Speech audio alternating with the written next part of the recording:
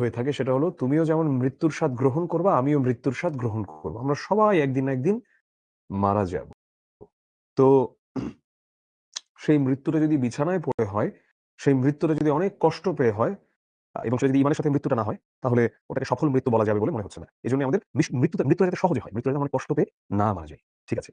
তো চলো আমরা চলে যাই। আমাদের ক্লাসে মেহজাবিন টেক্সট লিখেছে বাংলা শিশির ভাই এবং নাইম চাচ্চুর সাথে দেখা হয়েছে। আপনাকে অনেক মিস করেছি। তোমাদের সাথে দেখা হলে আমার ভালো লাগতো। গত বছর কিন্তু আমি বগুড়া গিয়েছিলাম। এবছর যাচ্ছি ফ্যান্টাসি কিংডম যাচ্ছি ২ আর ৩ তারিখে। আর যাচ্ছি আমিও তো চাই যে আমার শিক্ষার্থীর সঙ্গে দিব বাট ভর্তি চলবে। তো সাথে ভাই আপনার একটা স্পেশাল শো করতে হবে। বাচ্চু ভাইকে নিয়ে। আমি বলি স্পেশাল শো না? আচ্ছা ঠিক আছে। বাচ্চু ভাইয়ের আচ্ছা কি আজকে জন্মদিন কিছু নাকি? আপনি জানেন না? আমি বলি, "কিসে?" "বাচ্চু ভাই তো মারা গেছে সকালবেলা।" আমি তো আকাশ থেকে বললাম যে, "বাচ্চু ভাই মারা গেছে সকালবেলা।" তো আইয়ুব বাচ্চুর মৃত্যুটা যেমন সারা বাংলাদেশকে একটা নাড়া দিয়ে গেছে। কারণ আইয়ুব বাচ্চু এত মিউজিক, এত রকম সুর রেখে গেছে যে মানুষের পক্ষে ওটা ভোলাও কষ্টের। যেমন আরেকটা কথা আমার মনে পড়ে। তিনি আমার বস ছিলেন। আমার রেডিও ঢোল হেড অফ প্রোগ্রাম ছিলেন অপু ভাই, বাংলাদেশের একসময়কার অনেক ফেমাস আরজে অপু এবং রেডিও ফুর্তিতে ছিলেন এবং তিনি এখনো মাঝে মধ্যে অভিনয়-টভিনয় করেন। এখন উনি ওই যে ওটিটি প্ল্যাটফর্ম চরকিতে আছেন বেশ ভালো পজিশনে। তো অপু ভাই তখন ওখানে একটা স্টোরি শেয়ার করেছিলেন সেদিন আমাদের সঙ্গে বলছিলেন।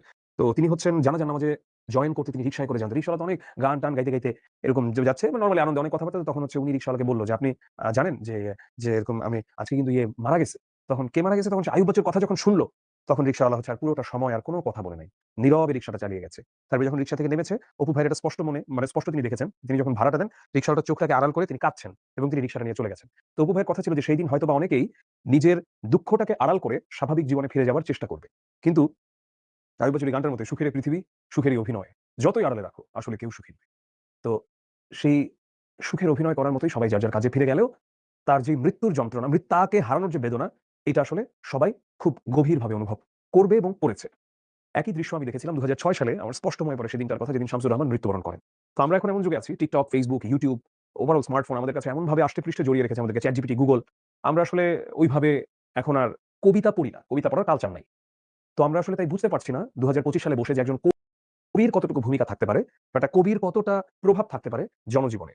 শামসুর রহমান ছিলেন নাগরিক কবি। অর্থাৎ তিনি যখন লিখতেন মনে হতো তিনি আমার কথা বলছেন, তিনি তোমার কথা বলছেন, তিনি আমাদের কথা বলছেন। তিনি এমন একটা লাইন বলছেন যে লাইনটা তো আমাদেরকেই রিপ্রেজেন্ট করে। তো আমাদেরকে নিয়েই তিনি কথা বলছেন, অন্য কাউকে না। হয়তো একদিন হঠাৎ মনটা খুব খারাপ। তো রুদ্র মোহাম্মদ শহীদুল্লাহর একটা লাইন যখন পড়ছি, "এক গ্লাস অন্ধকার হাতে নিয়ে বসে আছি। এক গ্লাস অন্ধকার হাতে নিয়ে বসে আছি।" কিংবা হয়তোবা কোনো রোমান্টিক মানুষের কাছে হঠাৎ মনে হলো, "আমার ভিতরে বাহিরে অন্তরে আছো তুমি হৃদয় জুড়ে। ভালো আছি ভালো থেকো, আকাশের ঠিকানায় চিঠি লিখো। দিও তোমার মালাখানি, বাউল এই মনটারে।" কার লেখা এটা? রুদ্র মোহাম্মদ শহীদুল্লাহর লেখা। তো শামসুর রহমানেরও এমন অনেক লাইনের কথা বলা যাবে, যেগুলো খুব সুন্দরভাবে আমাদের জীবনের সঙ্গে আমরা সম্পৃক্ত করে ফেলতে পারি। তো শামসুর রহমান ২০০৬ যখন মৃত্যুবরণ করে সেই দিনটাতে তখন যেহেতু আসলে আজকের মতো ইন্টারনেট তো দূরে থাক, এতগুলো বেসরকারি টেলিভিশন চ্যানেলও ছিল না। সো ওই সময়ের সবচেয়ে ফেমাস চ্যানেল ছিল হচ্ছে এনটিভি। এনটিভি আ ঘন্টার পর ঘন্টা ধরে এটা লাইভ টেলিকাস্ট করে। আমার এখনো মনে আছে লাইভ দেখাচ্ছিল তার বাসায় একদম সমাজের বিভিন্ন স্তরের মানুষরা যাচ্ছেন এবং যারা সমাজের বিখ্যাত ব্যক্তিবর্গ, সাংস্কৃতিক অঙ্গনের মানুষজন থেকে শুরু করে রাজনীতিক সবাই যাচ্ছেন। যেমন যখন আ সৈয়দ শামসুল হক মৃত্যুশয্যায় এবং হসপিটালে সৈয়দ শামসুল হক মানে এত প্রভাব ফেলা এরকম মানুষগুলো কিন্তু মারা যাচ্ছে। সৈয়দ শামসুল হক যখন মৃত্যুবরণ করলেন, আজকে বেশ অনেক বছর হয়ে গেল। আমার এখনো মনে পড়ে সেই সময়গুলোর কথা।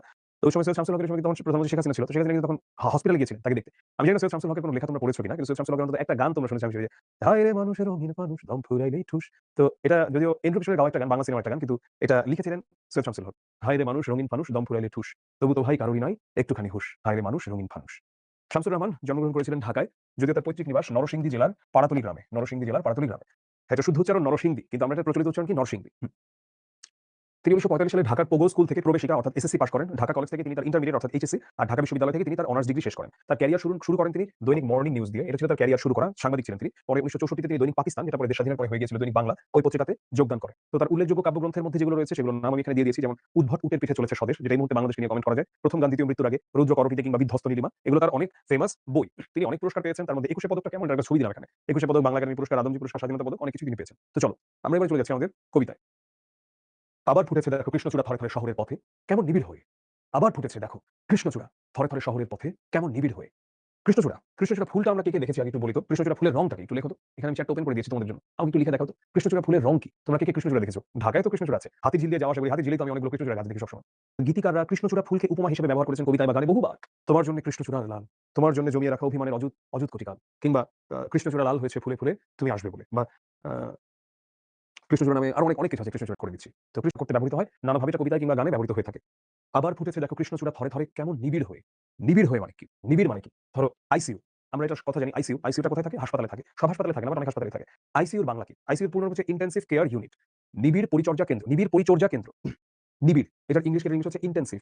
অর্থাৎ খুবই মনোযোগ দিয়ে যাকে দেখা হয়। ধরো যেই রোগীটা ওয়ার্ডে কিংবা কেবিনে ভর্তি থাকে, তাকে এতটা নিবিড় পরিচর্যা করা হয় না। কিন্তু যিনি আইসিইউতে থাকেন বা নিবিড় পরিচর্যা কেন্দ্রে থাকেন, তাকে কিন্তু অনেক নিবিড়ভাবে, খুব গভীরভাবে তাকে পর্যবেক্ষণ করা হয়। আমার নিজের মা আইসিইউতে ছিলেন 25 দিন। আমার মা আইসিইউ থেকে তো মারা গেছেন। তিনি ঈদের দিন মারা গেছেন, কুরবানির ঈদের দিন। সো তখন তো আমি ওটাও দেখেছি যে আমার মায়ের জন্য যেইভাবে কেয়ার করতো ডাক্তার, নার্সরা, এটা কখনোই তুমি যদি ওই নরমাল বেডে থাকো ওয়ার্ডে বা কেবিনে, কখনোই এটা আসলে ওইভাবে কেয়ার করে না। আবার ফুটেছে দেখো কৃষ্ণচূড়া থরে, থরে শহরের পথে কেমন নিবিড় হয়ে। কখনো মিছিলে, কখনো বা একা হেঁটে যেতে মনে হয় ফুল নয়। ওরা শহীদের ঝলকিত রক্তের বুদবুদ, স্মৃতিগন্ধে ভরপুর। কি বোঝালো এটা দিয়ে? আচ্ছা, কবিতাটা যখন আমি পড়ছি অনেকের কাছে মনে হতে পারে যে ভাইয়া আপনি কেন প্রতিটা লাইনের শেষে থামছেন না? কবিতা কখনো এইভাবে গদ্যের মতো লেখা থাকে না বা গল্পের মতো না যে একটা লাইন শেষ দাঁড়ি একটা, এরকম না। এটা আসলে ছন্দবদ্ধভাবে থাকে। তো তুমি দেখো আমি একটা লাইন যতটুকু পড়ে এসে থামছি ততটুকুতে অর্থটা পরিপূর্ণ হচ্ছে। মন দিয়ে বলি কি শোনো। ধরো আমি যদি বলতাম, আবার ফুটেছে দেখো কৃষ্ণচূড়া থরে, থরে শহরের পথে। কেমন নিবিড় হয়ে কখনো মিছিলে কখনো বা। এটা কিন্তু কোনো আসলে অর্থ বহন করে না। কিন্তু আমি যখন বলছি, আবার ফুটেছে দেখো কৃষ্ণচূড়া থরে, থরে শহরের পথে কেমন নিবিড় হয়ে। একটা মিনিট। কখনো মিছিলে কখনো বা একা হেঁটে যেতে মনে হয় ফুল নয়। ওরা শহীদের ঝলকিত রক্তের বুদবুদ, স্মৃতিগন্ধে ভরপুর। দেখলা? তো এই যে বলছে কৃষ্ণচূড়া ফুটেছে শহরের পথে, পথে নিবিড় হয়ে। অর্থাৎ অনেক কৃষ্ণচূড়া ফুটেছে। কোথায় ফুটেছে?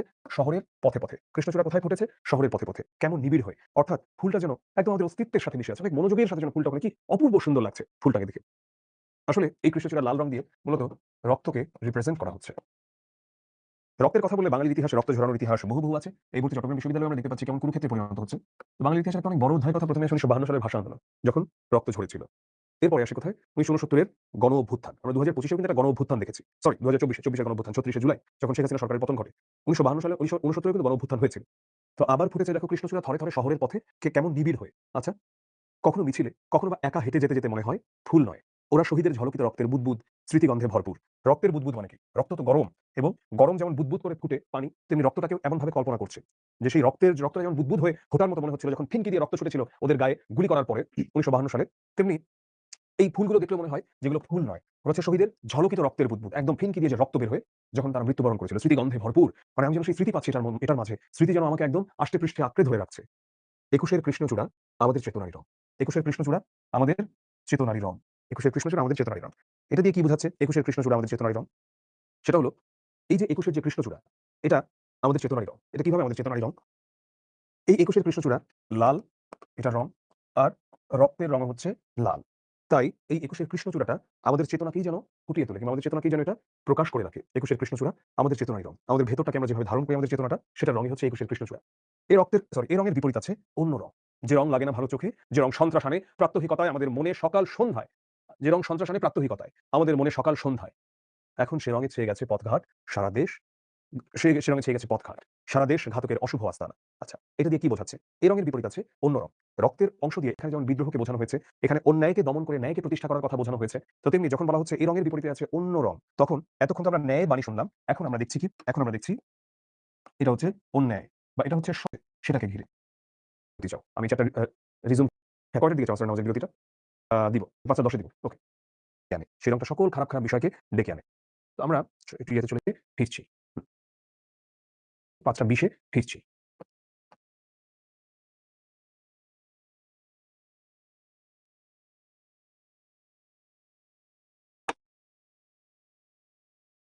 চ্যাট পসাবু। আমরা যে রং লাগে না ভালো চোখে, যে রং সন্ত্রাস আনে প্রাত্যহিকতায় আমাদের মনে সকাল সন্ধ্যায়।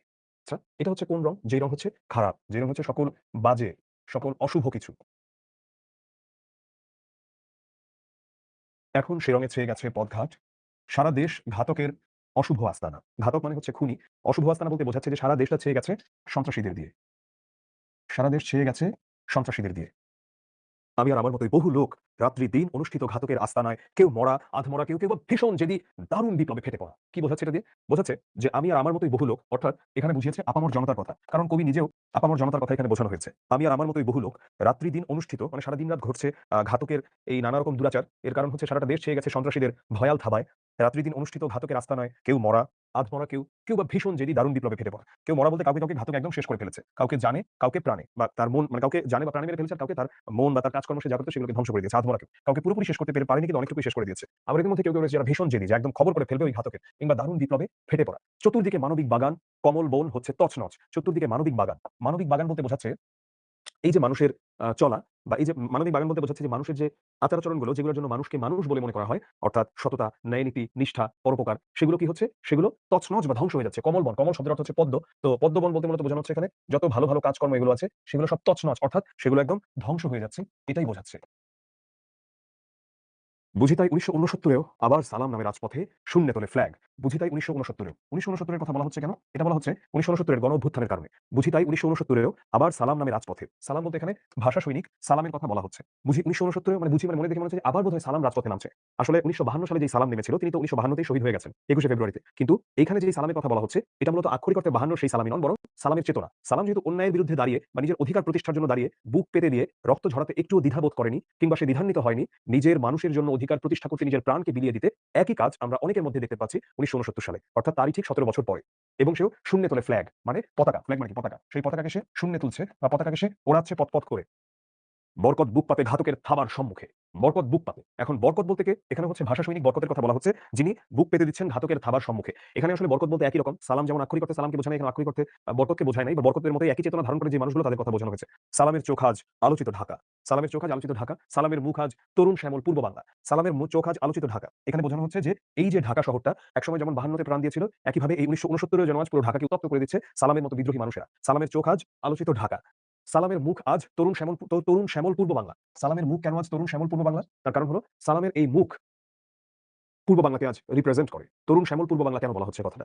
তরুণ শ্যামল পূর্ব বাংলা কথাটা বলা হচ্ছে কারণ এই বাংলা সবসময় ছিল সবুজ শ্যামল এবং সবসময় আমরা দেখতে পেয়েছি যে বাংলার মানুষের মাঝে একটা সরলতা যেমন ছিল তার পাশাপাশি প্রকৃতির মধ্যে ছিল একটা অদ্ভুত সবুজ ব্যাপার। এখন যখন একটু শহর থেকে বের হওয়া হয় সেটা যেকোনো শহর থেকেই আমরা কিন্তু চারিদিকে শুধু দুধারে দেখি গাছ, ধান ক্ষেত এগুলোই কিন্তু দেখতে পাই। তো এই সবুজ শ্যামল এটা নিয়ে বলছি সালামের মুখ আজ তরুণ শ্যামল পূর্ব বাংলা। মানে এই বাংলার মানুষের স্বাধীনতা, এই বাংলার মানুষের অধিকার নিয়ে যেই সালাম রক্ত দিয়েছিল ১৯৫২ তে আজ সালামের চেতনা ধারণ করা যে মানুষগুলো লড়ছে গণ-অভ্যুত্থানে ১৯৬৯ এর গণ-অভ্যুত্থানে তারাও যেন এই পূর্ব বাংলাকেই রিপ্রেজেন্ট করছে এবং পূর্ব বাংলার মানুষের অধিকারের কথাই বলছে।